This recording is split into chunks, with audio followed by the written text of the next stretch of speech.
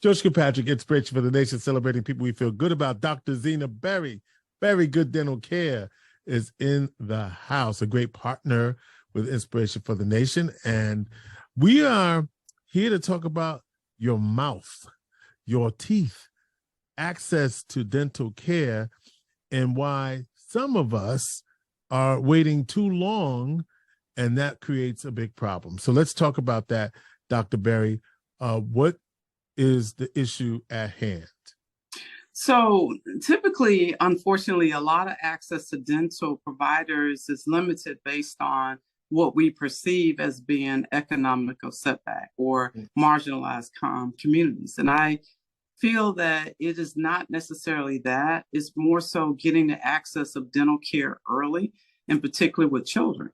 If you start children off very early, then the access to dental care becomes a little easier. It's not as scary, it's not intimidating, and it surely isn't expensive.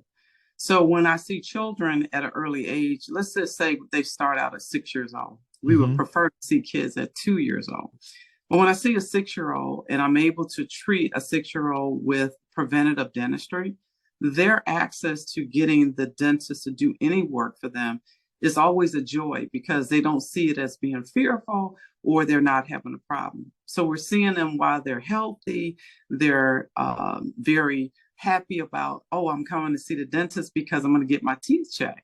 And that's great, but they're not suffering from a toothache or being awake at night because they can't fall asleep.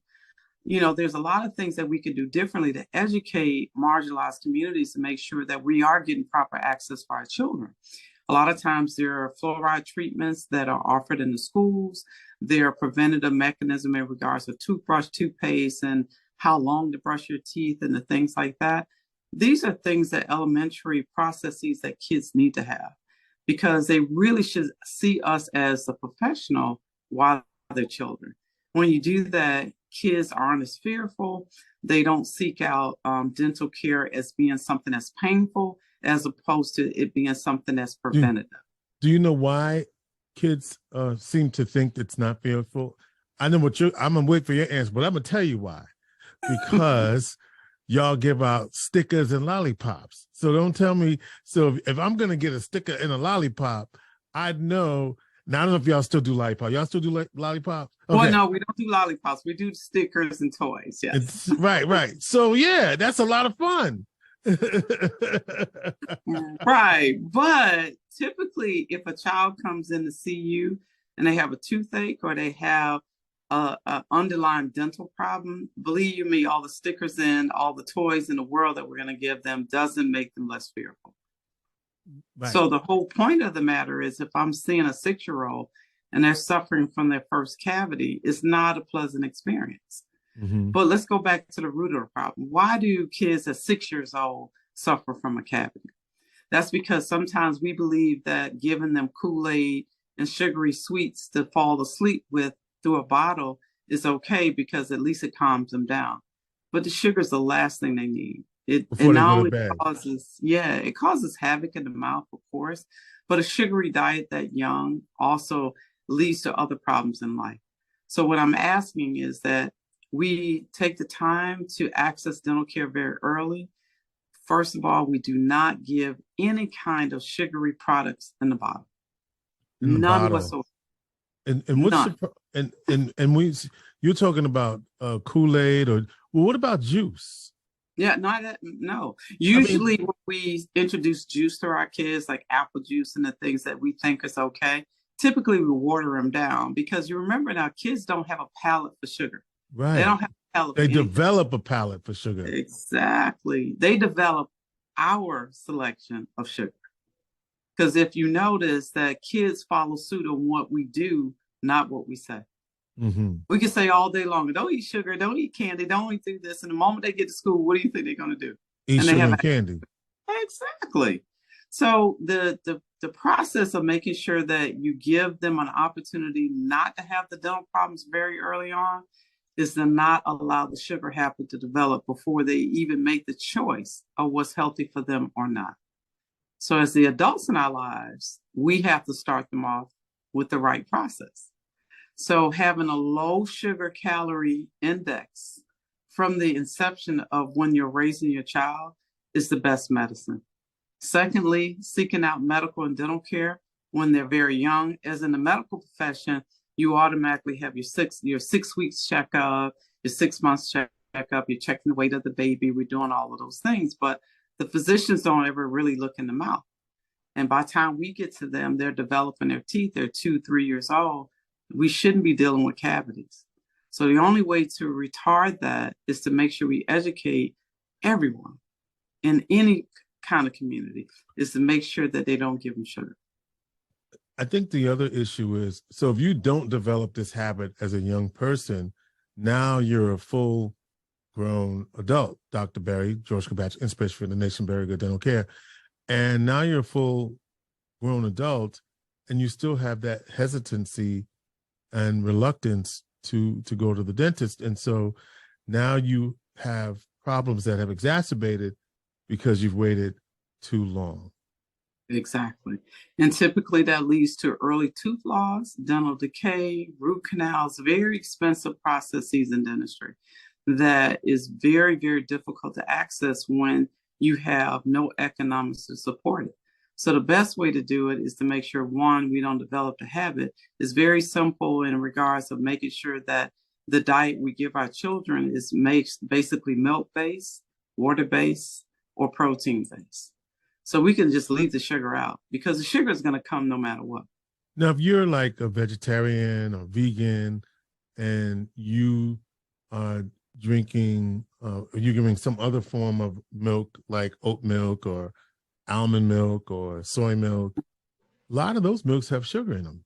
Oh, absolutely. I'm in agreement with you.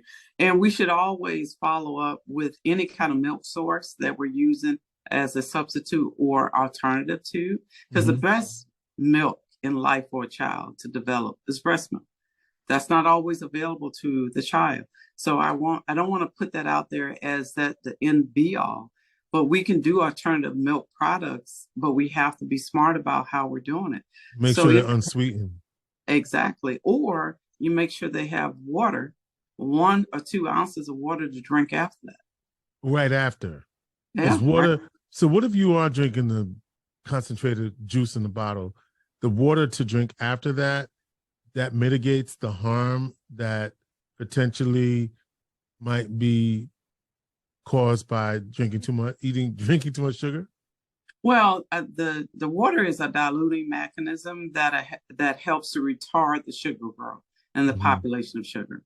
So let's just understand how the sugar incorporate to become a problem in the mouth. So we have to have 3 things that are in our environment that allows for a sugar habit to develop, or let's just say a cavity to develop. We have 1, sugar. Sugar breaks down into sugar alcohol. You have bacteria, which is things that we eat that normally have some kind of bacterial infection or some bacterial products in it, right? And you have time. So let's just say I drank KoolAid. I'm 2 years old, and I sucked on a KoolAid for about an hour before I fell asleep. Well, all of that sugar that's coating my teeth at night has an opportunity to last for about 6 hours, 7 hours. A child will sleep uninterrupted before they have their next meal. And that sugar alcohol has an opportunity to do all the damage it needs to do. And if you repeat that night after night after night after night, then what happens by the time they develop teeth, the teeth are then prone to a sugar alcohol that destroys the tooth. And there's nothing worse than a 2-year-old that has no idea why they're going through this process. And they have this white coat that's coming at them. And I need to have all this dental work done. A child is not going to conceive that well. So you're seeing this with the babies, I guess.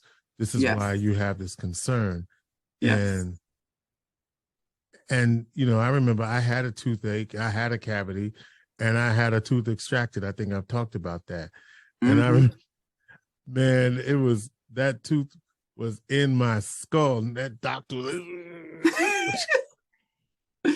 right. And normally after you have that experience, you run away. The last thing you want to do is your parent mention anything about going to the dentist after that. You're like, oh no, I don't want to go there. It hurts. It's painful. And a lot of young adults or adults, period, have memories. I mean, so detailed, finite details about that memory of that childhood toothache. and the results of having it removed. Well, the moral of the story is make sure that you limit sugars, especially in your grandchildren and your children. Make sure you limit the sugars or dilute with water, and Yes. don't let that be the last thing that your child has at night. That includes candy, right? For two reasons. One, you don't want to choke on the candy, but you also don't want the sugar from the candy, right? Right. And I think candy is a big deal as well, right? Snickers. Oh, yeah. The candy is a big deal. But remember, little kids that's under the age of 2, and that normally the first tooth arrives at 6 months. Okay. So imagine by the time you become 2 years old, you have 20 teeth in your mouth, just about 16 to 20 teeth. What we call deciduous teeth, the baby teeth, is 20 and count. Mm-hmm. And at 6 months, if they start in the bottle and they're drinking the sugar, by the time all of their teeth develop in their mouths, they're already prone to having cavities. That is not their fault. All I'm asking for is the child to have a fighting chance not to have the carious lesion by just diluting and giving them water. And do not give them sugary products in their bottles before they go to bed. And it's a true issue. Dr. Zina Berry, is there anything else we need to know? This is after Thanksgiving, so we done had every pie, every piece of cake, we done had it all. And so just remember to brush after eating and in between meals, right? Remember that. Right. Well, let's just say that, for the kids, if they don't have any of those sweets, they will enjoy all the things you give them an opportunity to taste. So when they're tasting the turkey, they may look at you a little crazy, but they like the dressing and the sweet potato pies and all of those things. And all those things are something that we treat ourselves during Thanksgiving. It's a celebration for us all to come together as a community, as a family. But the 2-year-old and under don't have the palate that we have as an adult. I want you to remember that, and to make sure you don't give them the sugar that you would intake, because you want to give them a fighting chance. You want to give me a fighting chance. Yeah, but once you give them that little taste of honey, it's over and done with. It is. And then after that, you have to limit it, because they come back for more. Oh, yeah. Like, oh, wow, I want some more of that. We know it's more addictive than crack, but that's a whole nother conversation. Dr. Zina Berry, Very Good Dental Care, 325 University Avenue in Syracuse. Let's make sure that we take care of our teeth and take care of them babies. All right? Take care of our babies. Let's give them a fighting chance, and let's give your dentist a fighting chance, that when we see your young child, we are seeing them for the first time in a happy visit, not in a chronic, urgent care. We actually can be very good dentists when we have the opportunity to start off with health and not cavities. All right. Very good. Dr. Zina Berry, inspiration for the nation.